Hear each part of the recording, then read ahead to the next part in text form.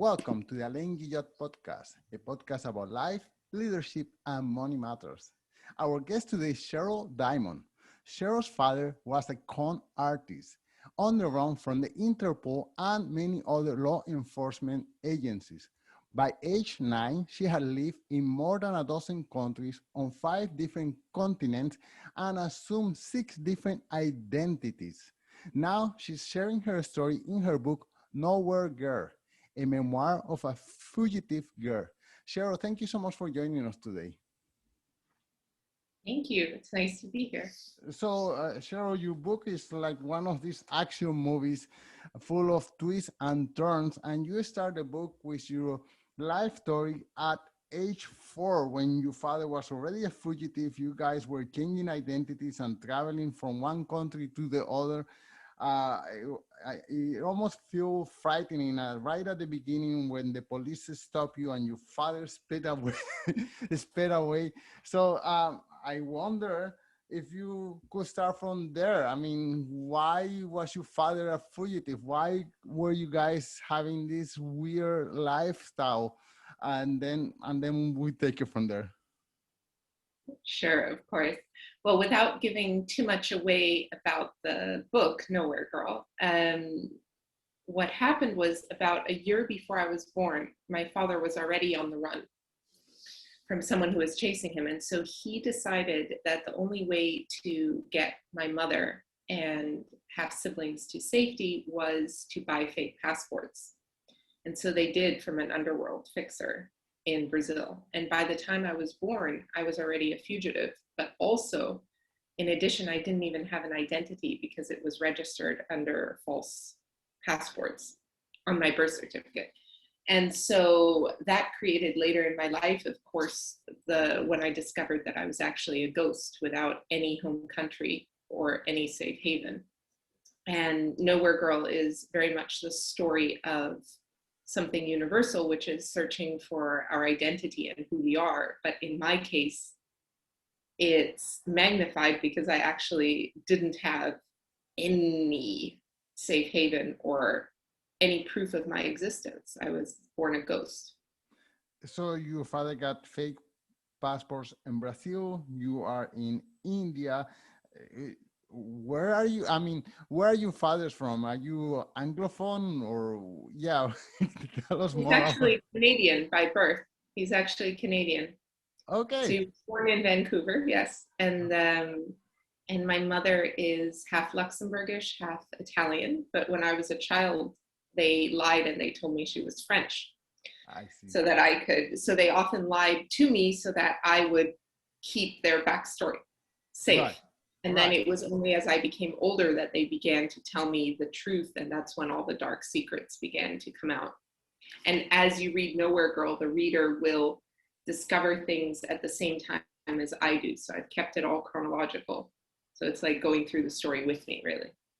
Right. Okay. And of course, I mean, from the point of view of a child, this seems like a fun story to be moving from one country to the other. Of course, you don't have many kids, many friends your age, but I mean, you have all this attention, and you are constantly being stimulated by all the different landscapes and all the different people you are meeting. I guess that's half of the story. Can you tell us the other half, the part that wasn't so pleasant? Well, the part that wasn't so pleasant was growing up with a father who was at times very charming and at other times extremely violent, dangerous, and psychologically abusive as well as physically so. There was a lot of physical and psychological abuse within my family, also among my older siblings directed toward me. So the first 7 years of my life, I thought it was a fun adventure. And then I began to slowly realize that I was actually in a very dangerous position and didn't have any way out. And so the rest of the book is me figuring out how to escape and then seeing whether I can actually pull something like that off. Wow. You and I have that in common. My father was also a criminal and he was on the run, but I suffered the other side of the coin. My father was always on the run, so I grew up without a father, and I just don't, you know, I yeah, I feel very unhappy about that. So I don't know which one is worse, to have to live with a father that is abusive but is present, or to grow up without a father. I don't know. Neither one. The ideal thing would be to have a father that is present, that is earning his living in a honest way. Ideally, yes. And though the reason I wrote this book is because it's very interesting, and thank you for sharing that, because I think I felt often like I was very alone and that there was no one else who could possibly have a story that was even similar to mine. But in writing it and then also speaking to friends, I began to realize that there's a lot of us out there who have had very, like you, who had very unusual childhoods and big struggles that were beyond our years. And so that's a big reason I wrote the book, was to say that our past doesn't have to define us. It's something that we survived and lived through, but that as adults, you can go on and write a different future. And hopefully you can also choose your family as an Mhm. adult. Okay, well, psychologically, you are 100% dependent on your family, on your father and your mother and your brothers and sister. When do you start to break out and assume an identity of yourself, and perhaps notice that you are not in, first of all, you are not in a common position, you are abnormal with everybody else, but you also begin to yearn for some kind of normalcy? Yes, I think it was a gradual build. By the time I was 9, I knew that we were in big trouble, and that I knew who was after us, Interpol, and I knew that the stakes were very high. I think it was as a teenager that I realized that the most dangerous people of all were probably not the ones who were chasing us, but actually my own family. And that was a staggering realization to a kid who, because I didn't have any concept of the world outside my family. We were very isolated and kept on the move all the time by my father. So when I realized that he was the most dangerous person, that was a very earth-shaking moment for me, because I realized I would have to eventually go head to head with him and see if there was any way I could outsmart him to escape. How come the mentality of, let's say, criminality didn't rub off on you? How come you noticed that this is a dangerous situation and I have to uh, escape from it, as opposed to, okay, this is my clan, and like other crime families, they just grew up to continue the family tradition? Mhm. I think that comes down to a very fundamental human question, perhaps, of nature versus nurture, and which is more powerful, right? Um, I just knew that it went against everything I am. It didn't resonate at all with me, and it made me very unhappy to continue that life of lies and deception and running. And by the time I was 21, it had built up so strong that I got physically ill from the stress, and actually have a autoimmune disorder because of it.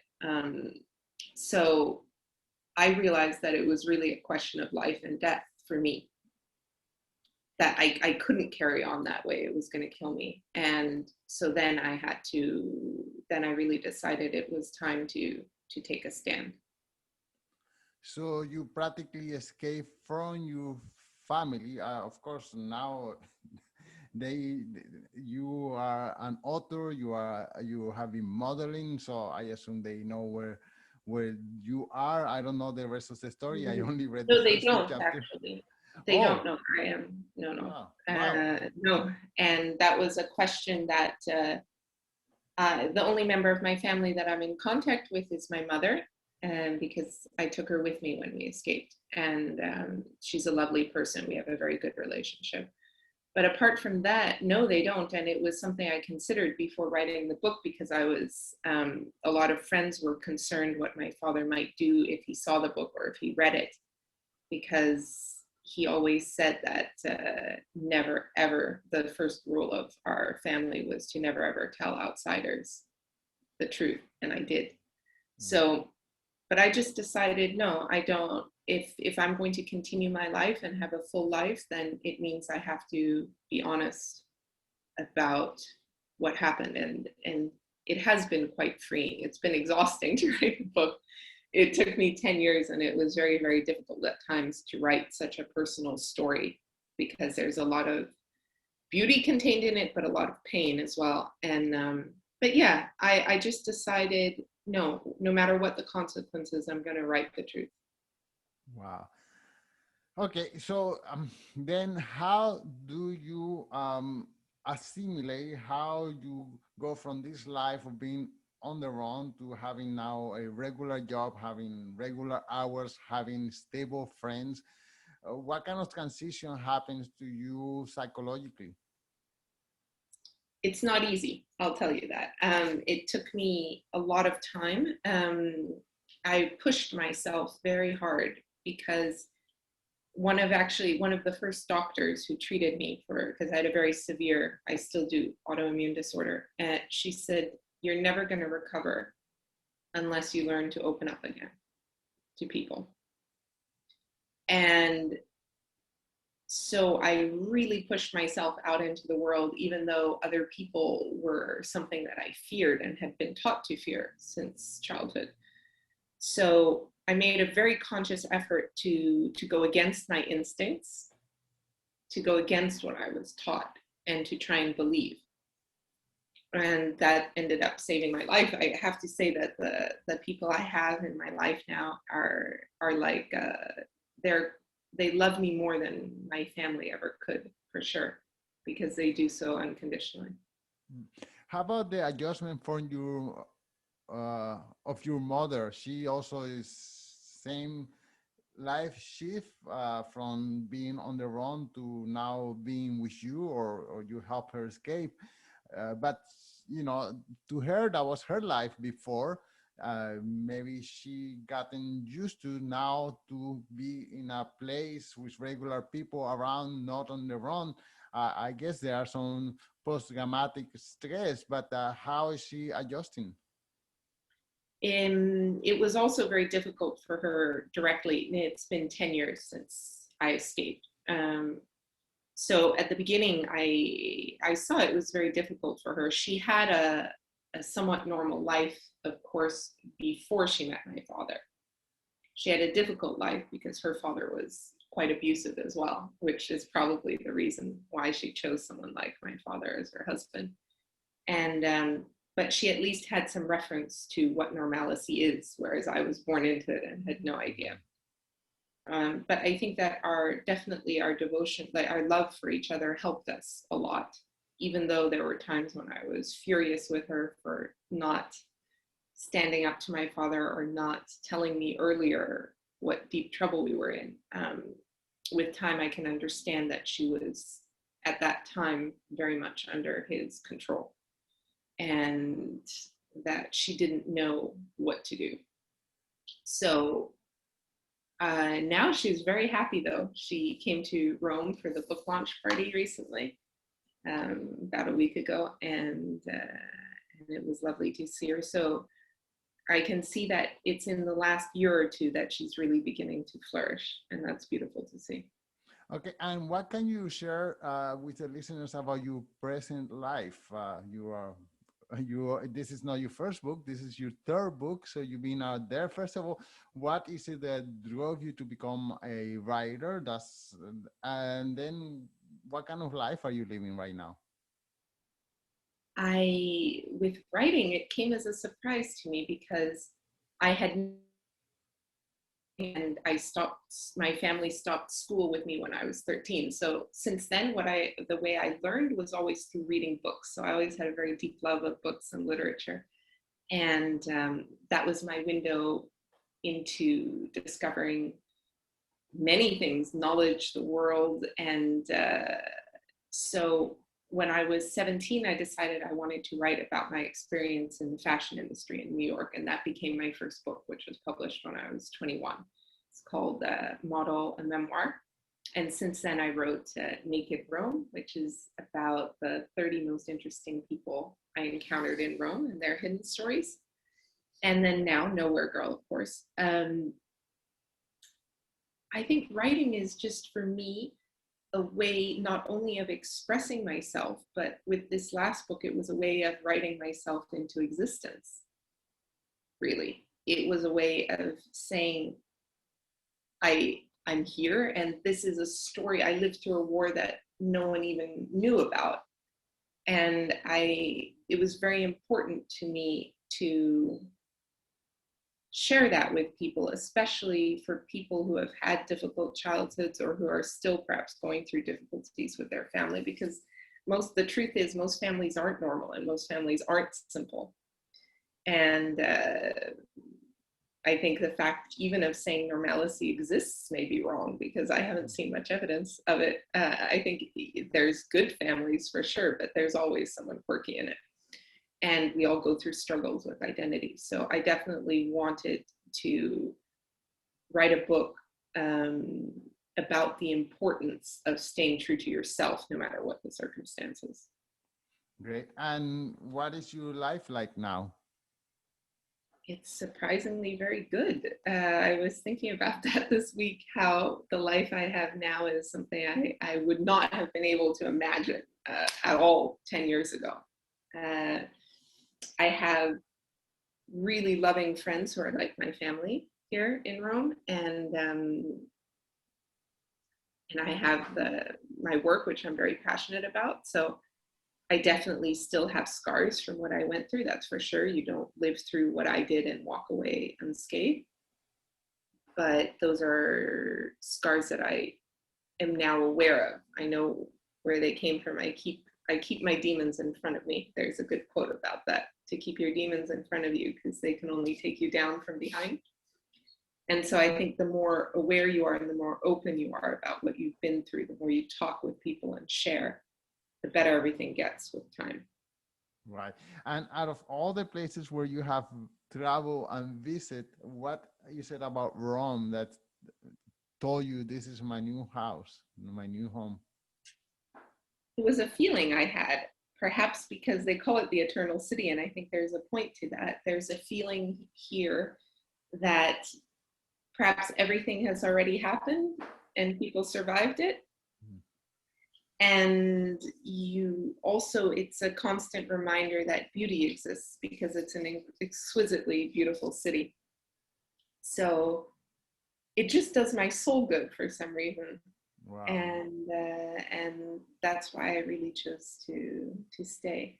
You have been exposed to so many countries and cultures. Can you name some of the places where you have been? I mean, you mentioned that you have been.